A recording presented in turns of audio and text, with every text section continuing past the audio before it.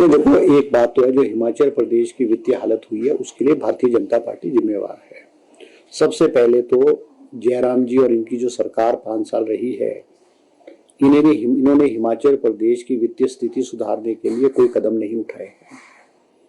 RDG के रूप में, रेवेन्यू डेफिसिट ग्रांट के रूप में 2017 से 2022 तक इनको 70,000 करोड़ रुपया हिमाचल प्रदेश को गवर्नमेंट ऑफ इंडिया से मिला।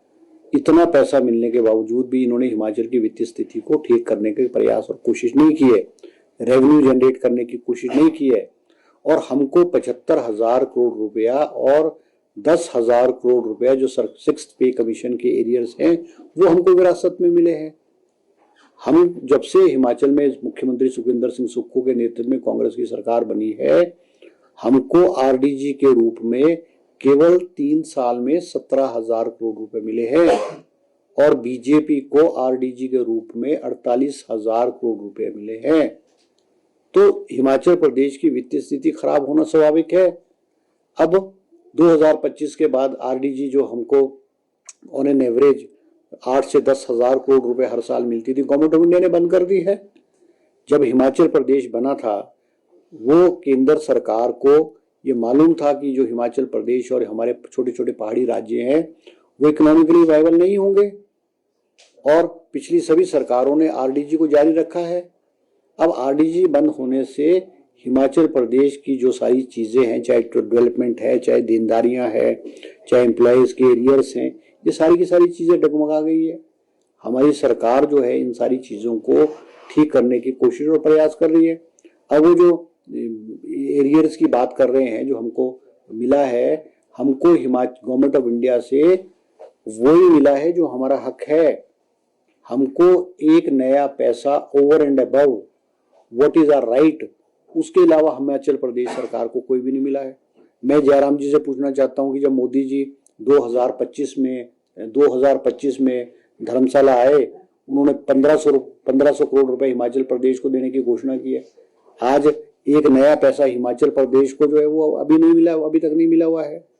और हमारी सरकार कोशिश कर रही है कि रेवेन्यू जनरेट हो, जो ये पिछली लायबिलिटीज है, जो कर्मचारी के एरियर्स है, पेंशन्स की, मेडिकल रिइंबर्समेंट है और चीजें, वो हम देने की कोशिश सरकार कर रही है और बहुत हद तक जो है इसको दिया भी गया है।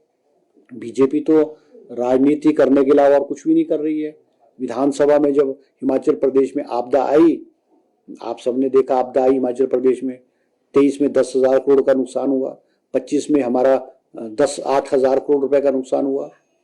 आपदा के रूप में हिमाचल प्रदेश को जो मिलना चाहिए उसके अलावा नहीं मिला। हमारे को पीडीएनए में 2,000 करोड़ रुपए मिला, हमारा नुकसान 10,000 करोड़ रुपए का नुकसान था। और अभी भी पीडीएनए में जो हमको 2,000 करोड़ रुपए 2023 के है, उसमें हमें 500 करोड़ अभी तक नहीं मिला हुआ है। तो केंद्र सरकार हिमाचल प्रदेश के साथ जो है वो भेदभाव कर रहा है, सौतेला व्यवहार कर रहा है। और मैं कह सकता हूं कि जब से हिमाचल में कांग्रेस की सरकार बनी, इस सरकार को डिसलॉज करने की जो इनकी नीयत रही है, इनकी कोशिश रही है, वो रही है। 2024 में लोकसभा के चुनाव में डिफेक्शन कराई गई 6 विधायकों द्वारा, सरकार को घेरने का प्रयास किया गया। राजनीतिक फ्रंट पे हमने इनका जो ऑपरेशन लोटस उसको फेल किया। उसके बाद प्राकृतिक आपदा आई, प्राकृतिक आपदा में केंद्र ने हमें हिमाचल प्रदेश को जितनी मदद होनी चाहिए थी, जितना नुकसान था उस एवज में हमको पैसा नहीं दिया। अब केंद्र सरकार जो है और भारतीय जनता पार्टी के लोग हमको फाइनेंशियल आपदा क्रिएट करके हिमाचल प्रदेश की सरकार का गला घोंटने की कोशिश कर रहे हैं।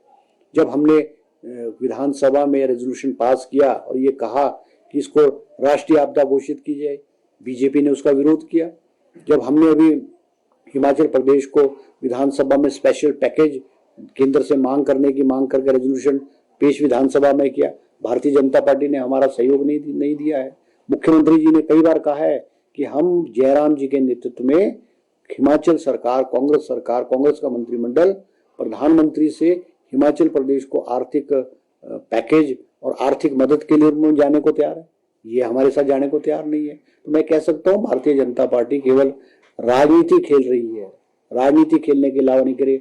अब अगर आरडीजी बंद की है, वो आरडीजी हिमाचल प्रदेश की एक साल की 8 से 10 हजार करोड़ की बंद हुई, वो कांग्रेस सरकार की, हमारे मंत्री के, मुख्यमंत्री की थोड़ी बंद हुई है। वो हिमाचल प्रदेश के 70 लाख लोगों के साथ अन्याय हुआ है। हिमाचल प्रदेश के 70 लाख लोगों के साथ भेदभाव हुआ है। जो उनका हक था उसको केंद्र की भारतीय जनता पार्टी सरकार ने बंद किया है। तो आने वाले समय में जो है ये सारी की सारी चीजें जनता के बीच में आएंगी।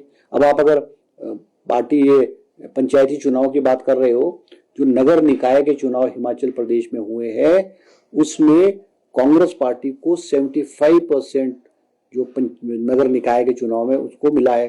कांगड़ा में सभी नगर निकाय में कांग्रेस पार्टी जीती है, शिमला में कांग्रेस पार्टी जीती है, मंडी में कांग्रेस पार्टी जीती है।